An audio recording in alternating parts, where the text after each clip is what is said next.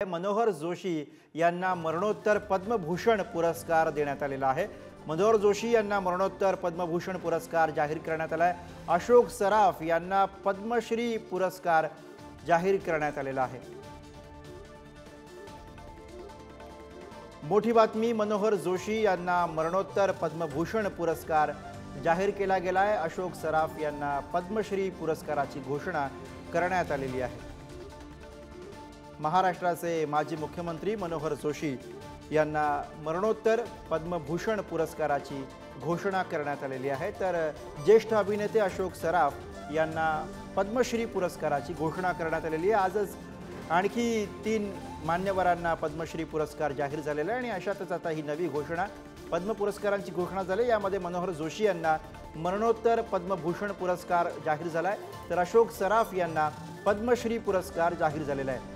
गायक पंकज उधास यांना सुद्धा मरणोत्तर पद्मभूषण पुरस्कार जाहीर करण्यात आला आहे। पद्मभूषण मनोहर जोशी यांना पुरस्कार जाहीर झालेला आहे, तर पंकज उधास यांना सुद्धा मरणोत्तर पद्मभूषण पुरस्कार जाहीर झाला आहे। शेखर कपूर, PR श्रीजेश आणि सुशील कुमार मोदी यांना सुद्धा पद्मभूषण पुरस्काराची घोषणा झालेली आहे। तर अरिजित सिंग, R अश्विन, अशोक सराफ, अश्विनी भिडे यांना पद्मश्री पुरस्काराची घोषणा करण्यात आलेली आहे।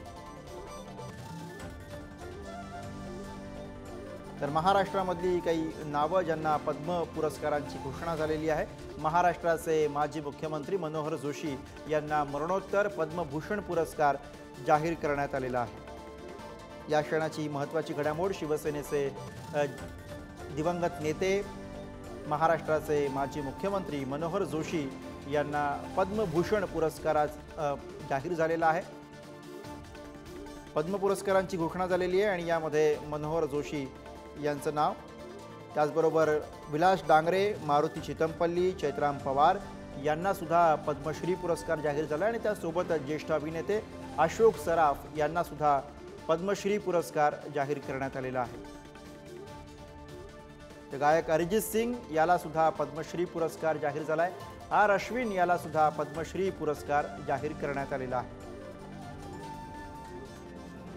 राज्याच्या दृष्टीने ही महत्त्वाची नावं, विलास डांगरे, मारुती चितमपल्ली, चैत्राम पवार यांना पद्मश्री जाहीर झाला आणि त्यानंतर आता ज्येष्ठ अभिनेते अशोक सराफ यांना सुद्धा पद्म पुरस्कार जाहीर झालेला आहे। पद्मश्री पुरस्कार अशोक सराफ यांना जाहीर झाला आहे। तर गायक पंकज उधास यांना मरणोत्तर पद्मभूषण पुरस्कार जाहीर झालेला आहे। शेखर कपूर, PR श्रीजेश यांना सुद्धा पद्म पुरस्कारांची घोषणा। तर गायक अरिजित सिंग, R अश्विन आणि अश्विनी भिडे यांना सुद्धा पद्मश्री पुरस्कार जाहीर झालेला आहे।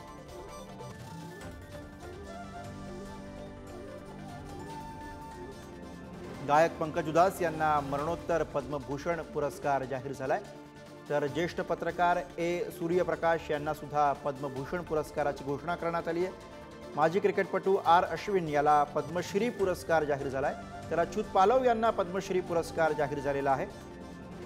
मनोहर जोशी यांना मरणोत्तर पद्मभूषण पुरस्कार जाहीर करण्यात आलेला आहे। शिवसेनेचे दिवंगत नेते महाराष्ट्राचे माजी मुख्यमंत्री मनोहर जोशी यांना पद्मभूषण पुरस्कार जाहीर झालाय, तर अश्विनी भिडे यांना सुद्धा पद्मश्री पुरस्कार जाहीर झालाय।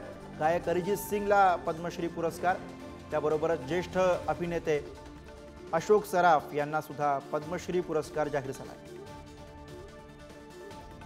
ज्येष्ठ पत्रकार सूर्यप्रकाश यांना पद्मश्री पुरस्कार, माजी क्रिकेटपटू R अश्विन याला पद्मश्री पुरस्कार जाहीर झालेला आहे। त्याबरोबरच काही वेळापूर्वीच विलास डांगरे, मारुती चितमपल्ली आणि चैत्राम पवार यांना सुद्धा पद्मश्री पुरस्काराची घोषणा करण्यात आलेली आहे।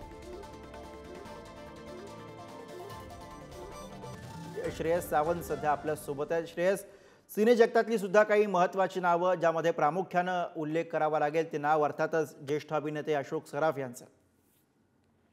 गुरु, खऱ्या अर्थाने सगळ्यात आनंदाची गोष्ट आज मराठी सिनेसृष्टीला असेल की मराठी सिनेसृष्टीचा सुपरस्टार अशोक सराफ यांना महाराष्ट्र भूषण नंतर आता पद्मश्री पण देण्यात आलंय। अनेक वर्षांपासून गुरु खरं तर मागच्या अनेक वर्षांपासून अनेक मंडळींनी ही मागणी केली होती, मराठी कलाकारांनी मागणी केली होती, मराठी नेते मंडळींनी मागणी केली होती. मात्र अशोक सराफ यांना यावर्षी हा पद्मश्री मिळताना अनेक आठवणींना उजाळा, त्यासोबतच अनेक गर्वाचे मुवमेंट जे आहेत ते आता महाराष्ट्राला मिळालेत आणि महाराष्ट्र कला जगताला म्हणजेच मराठी सिनेमाला गुरु मिळालंय.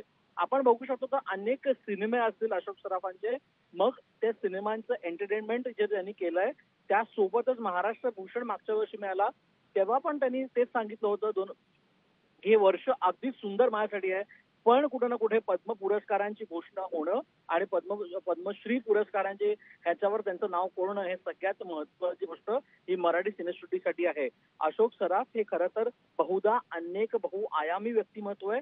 त्यासोबतच आपण त्यांना अभिनयाचे सम्राट अशोक सराफ असं आपण नेहमी म्हणतो आणि अजूनही अशोक सराफ हे काम करतायत. त्यामुळे कुठे ना कुठे एक पॅट ऑन द बॅक ज्याला आपण म्हणतो किंवा एवढ्या वर्षांचे दिग्गज कलावंत ज्यांना पद्मश्री मिळाला, त्यामुळे आजचा आनंद हा अशोक सराफ यांना असेलच, त्यांच्या आजूबाजूच्या मंडळींना असेल, पण त्याच्यापेक्षा सर्वात जास्त मान हा कुठे ना कुठे हा मराठी सिनेसृष्टीला असेल गुरु, आणि तोच थोड्या वेळासाठी थांबवतो. पद्मश्री पुरस्काराची घोषणा झाल्यानंतर स्वतः अश्विनी भिडे मॅडम आपल्या सोबत फोन लाईनवर नाहीत, आपण त्यांच्याशी बोलूया. अर्थातच आपलं अभिनंदन सगळ्यात आधी आणि आपली पहिली प्रतिक्रिया. काही नाही, धन्यवाद, मनापासून धन्यवाद. पद्मश्री सारखा मानाचा पुरस्कार मिळाल्यानंतर अर्थातच काय आपल्या या क्षणाला भावना आहेत आणि काय पहिली प्रतिक्रिया? अहो काही नाही, जरा श्वास घेते आधी पहिला. नाही, आम्हाला कल्पना आहे खरं तर तुमच्यासाठी. खरं तर हा क्षण तितका प्रचंड आनंदाचा आणि भारावलेपणाचा हा क्षण आहे. काय वाटतंय यावेळेला? अर्थातच सगळ्या गोष्टी स्मरत असतील आता ही घोषणा, ही बातमी तुमच्या पुढे आल्यानंतर. हा काही नाही, मी पहिल्यांदा माझ्या वडिलांना भेटायला आले. ते 93 वर्षांचे आहेत आणि आम्हाला दोघांनाही माझ्या आईची खूप आठवण आली. अगदी. आणि काय वाटतंय आता या क्षणाला? आई असती तर आईला खूप आनंद झाला असता असं वाटतंय. नाही, तुमच्या उत्तरांवरनं लक्षात येतं की अत्यंत भावुक असा हा क्षण आहे यावेळेला, जेव्हा आपण तुमची प्रतिक्रिया खरं तर घेतोय. खरं आहे, कठीण आहे माझ्यासाठी बोलणं आता.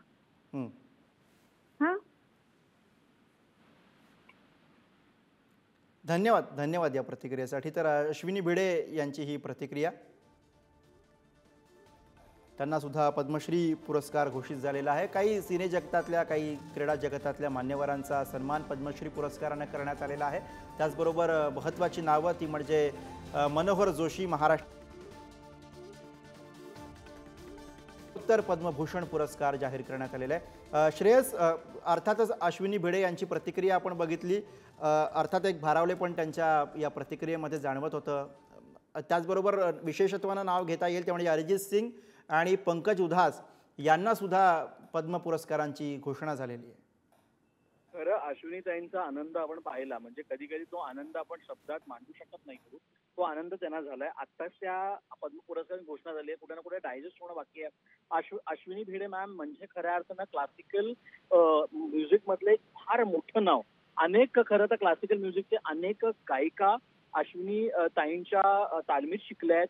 मग आता आपण बघितलं तर शमिका भिडे असेल, अवंती असेल, त्याच्यानंतर अनेक गायिका खऱ्या त्यांच्याकडे, शरयू दाते असेल, जे आत्ताच्या खऱ्या गायिका जे एक आपला स्वतःचा स्टॅचर निर्माण करतायत, ते सगळे खरं तर गुरुस्थानी अश्विनीताईंना मानतात. आणि अश्विनीताईंचा जेव्हा सत्कार होतोय तर कुठे ना कुठे अश्विनीताईंना जो मान मिळालाय तो अभूतपूर्व आहे आणि त्यांचा तो आवाजच गुरु आपण जाणवला.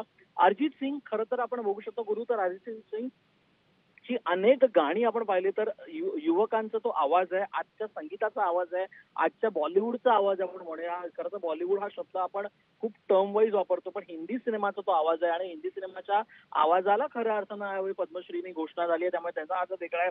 पद्मश्री पंकज उधास यांना पद्मभूषण खरं तर आता जाहीर झालाय.